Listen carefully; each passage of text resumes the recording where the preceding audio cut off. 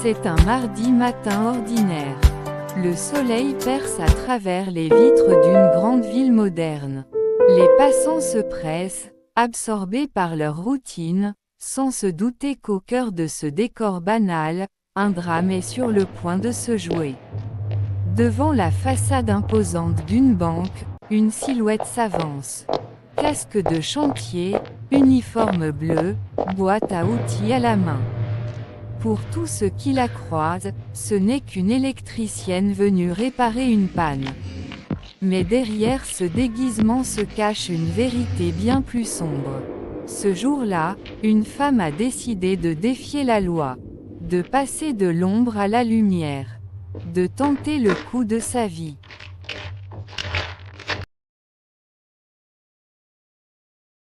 Son nom, on ne le connaîtra pas tout de suite. Mais sa vie, avant ce jour, a déjà été marquée par des cicatrices invisibles.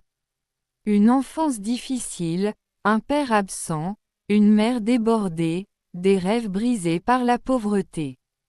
Dès l'adolescence, elle comprend que le monde n'offre pas toujours de seconde chance. Les petits boulots s'enchaînent, le désespoir grandit, et dans son regard, une idée s'installe. Si le monde ne veut pas lui donner sa place, elle la prendra par la force.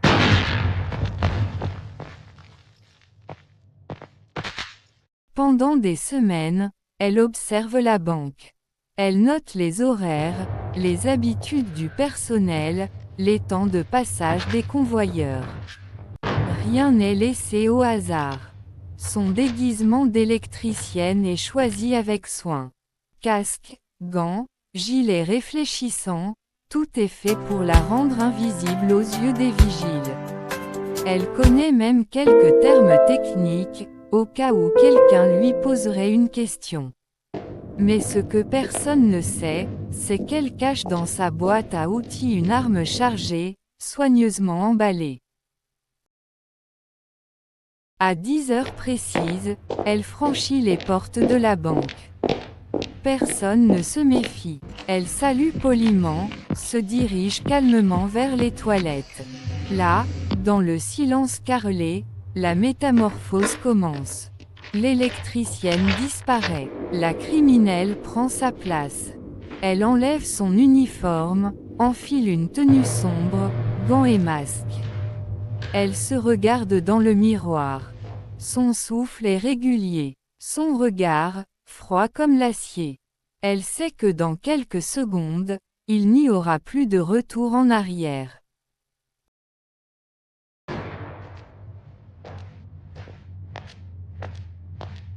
La porte s'ouvre brusquement. Elle surgit dans le hall, arme levée. Les cris éclatent. Tout le monde au sol. Hurle-t-elle. Les employés figent. Les clients se jettent au sol dans un chaos de chaises renversées et de sacs abandonnés. Le cœur des otages bat à toute allure. Dans leurs yeux, une seule pensée, survivre. Pour la braqueuse, c'est le moment de vérité. Elle contrôle la salle. Elle est maîtresse du temps. Un employé est pris en otage. Le canon de l'arme presse sa tempe. Tremblant, il est forcé à conduire la criminelle vers le coffre. Les couloirs sombres résonnent de leurs pas.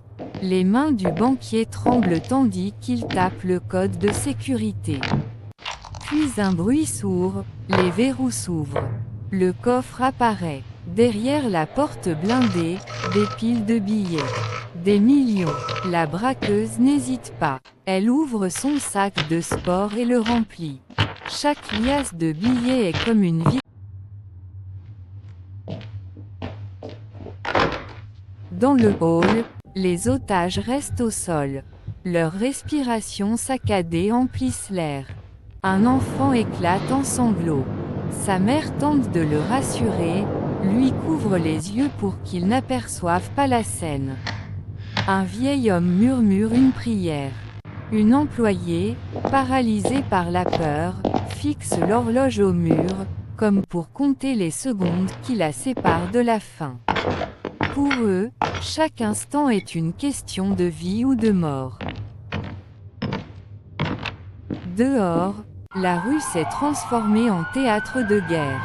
Les sirènes hurlent, les gyrophares projettent des lueurs bleues et rouges sur la façade vitrée de la banque.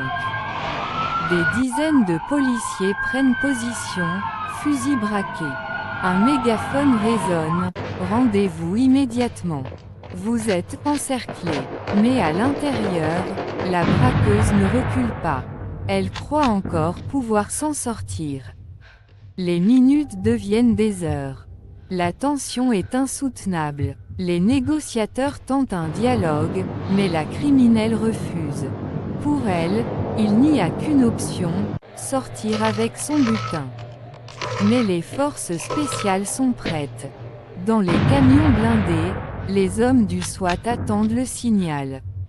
Leurs visages sont fermés. Ils savent que l'assaut est imminent.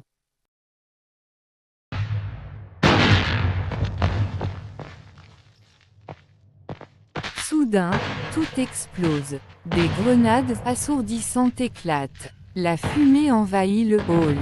Le SWAT surgit, armes braquées. Des ordres fusent, rapides, tranchants. La braqueuse tente de tirer, mais la réponse est immédiate.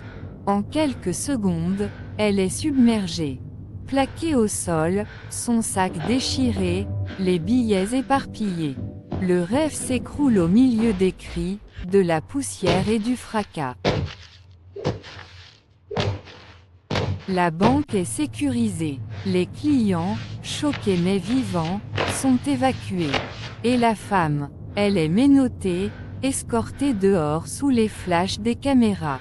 Son visage couvert, ses yeux brillants de rage ou peut-être de regret. Son plan parfait s'est effondré. Quelques mois plus tard, derrière les barreaux d'une cellule froide, elle contemple son destin. Plus de masques, plus d'armes, juste une femme seule, enfermée avec ses souvenirs. Elle a troqué sa liberté contre quelques minutes d'adrénaline. Une équation perdante, payé comptant.